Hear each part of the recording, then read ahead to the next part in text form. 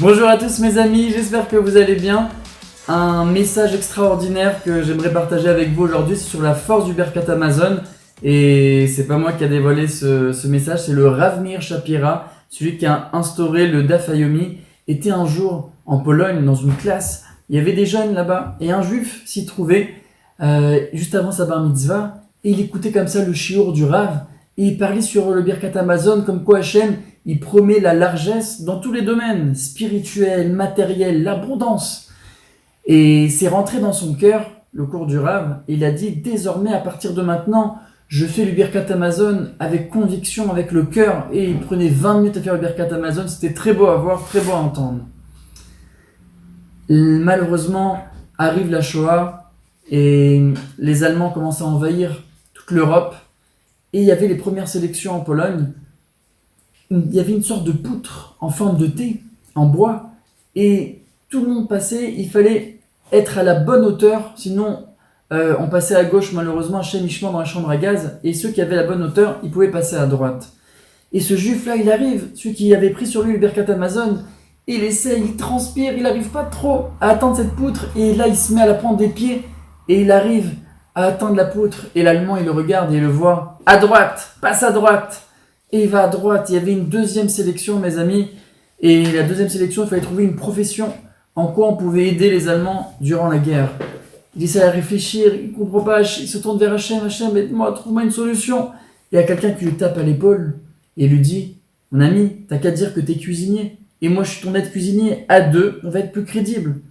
C'est ce qu'ils ont fait, ils ont annoncé cela aux Allemands, l'Allemand le regarde, et il leur dit, à droite, passez à droite. Et il repasse à droite.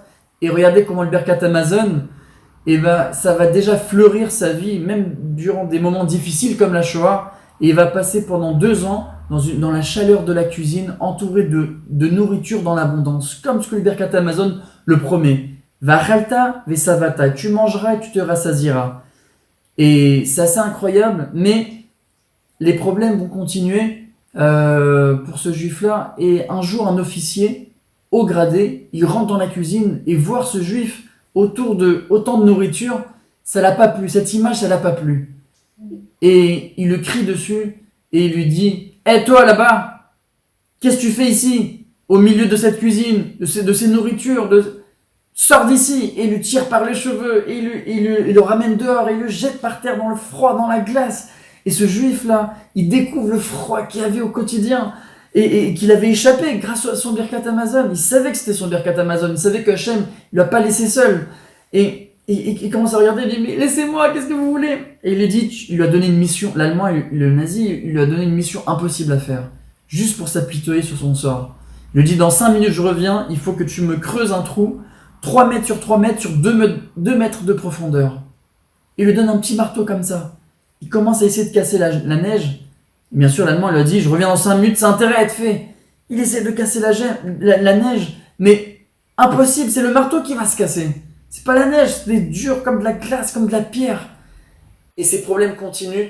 Il y avait une troupe d'Allemands, de soldats allemands qui revenaient d'une bataille, et ils voulaient s'apitoyer encore plus sur son sort. Ils étaient dans leur voiture, et au loin, ils commencent à jeter des pommes de terre, des patates douces, des fruits, des légumes un petit peu costauds sur lui. Heureusement, ça l'a pas atteint, et ça arrivait sous ses pieds, et il n'y avait pas le temps de réfléchir, de penser à quoi que ce soit, qu'un autre capitaine allemand les a appelés, ces soldats, et là il commence à parler à Hachem, mais je sais que le Birkat Hamazon ça me ramène la nourriture, mais qu'est-ce que je vais faire Hachem avec cette nourriture si je peux pas le manger, si je peux pas faire ce trou que l'officier m'a demandé de faire. Et là il voit qu'il y avait au loin des Polonais non juifs, mais qui faisaient des travaux d'intérêt généraux forcés par les Allemands, mais qu'ils étaient affamés eux aussi. Et il leur propose ils étaient équipés, il leur propose de faire ce trou-là. Il leur explique les dimensions qu'il avait besoin. Et il leur dit, s'il vous plaît, aidez-moi, je vous donnerai beaucoup de nourriture. Il leur a promis toutes les nourritures qu'Hachem l'a envoyées. Des fois, Hachem nous envoie la solution, et on ne voit pas la solution, la bracha d'Hachem, au premier regard. Et là, lui, il a compris que c'est ça qu'Hachem attend de lui.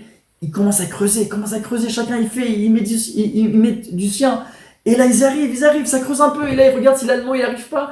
Oh, et l'Allemand, il commence à arriver, il reste quelques minutes. Et là, le trou, il s'est fait. Il retourne en cuisine. L'Allemand, il revient. Il rentre en cuisine, mais qu'est-ce que tu fais là? Je t'ai demandé de creuser le trou. Mais j'ai fait le trou. Je l'ai fait, il est déjà fait, tout est fait. Son effronterie, ça n'a pas plu du tout à l'Allemand. Il le ressort par les cheveux, il le remet par terre. Il dit, ça se passera pas comme ça. Et là, l'Allemand, il était choqué. Il a vu que le trou, il était fait. Il voit que le trou, toutes les dimensions sont comme ce qu'il avait demandé, ça a été fait. Et il le regarde et il lui dit, je sais pas comment t'as fait, mais ton Dieu, il est avec toi. Ton Dieu t'a aidé. Retourne en cuisine avant que je change d'avis. Il est retourné en cuisine comme ça pendant toute la guerre. On voit ici que le Birkat Amazon, qu'il n'a pas lâché, et ben le Birkat Amazon l'a pas abandonné. On voit qu'il est passé de l'impossible au possible grâce au Birkat Amazon. Hachem l'a pas laissé seul. Hachem vous laissera jamais seul, mes amis. Prenez sur vous le Birkat Amazon. Si vous cherchez votre mazal, vous cherchez à avoir des enfants, vous cherchez un bon travail, vous avez un projet, vous voulez mettre en lumière, vous voulez que ça fleurisse, vous voulez que votre vie elle fleurit et tous vos projets. Alors, si vous voulez que tous vos projets fleurissent dans le temps, sur le long terme, prenez votre Birkat Amazon. Si vous avez l'habitude de faire Birkat en 5 minutes, faites-le en 10 minutes, mes amis. Si vous le faites en 10 minutes, faites-le en chantant, avec le cœur. Je sais, même si vous ne comprenez pas tous les mots, plus tard vous allez comprendre. Faites-le avec le cœur, faites des efforts. Au moins le Shabbat, commencez par le Shabbat, vous allez voir comment Hachem, il va fleurir votre vie. Vous allez voir que si vous ne lâchez pas votre Birkat Amazon, le Birkat Amazon ne vous lâcherez pas. Jamais Hachem vous laissera tout seul. Essayez, vous allez voir comment c'est magnifique, comment c'est merveilleux. Et on voit que le Birkat Amazon peut même sauver une vie. Hazak, et à bientôt pour une nouvelle histoire.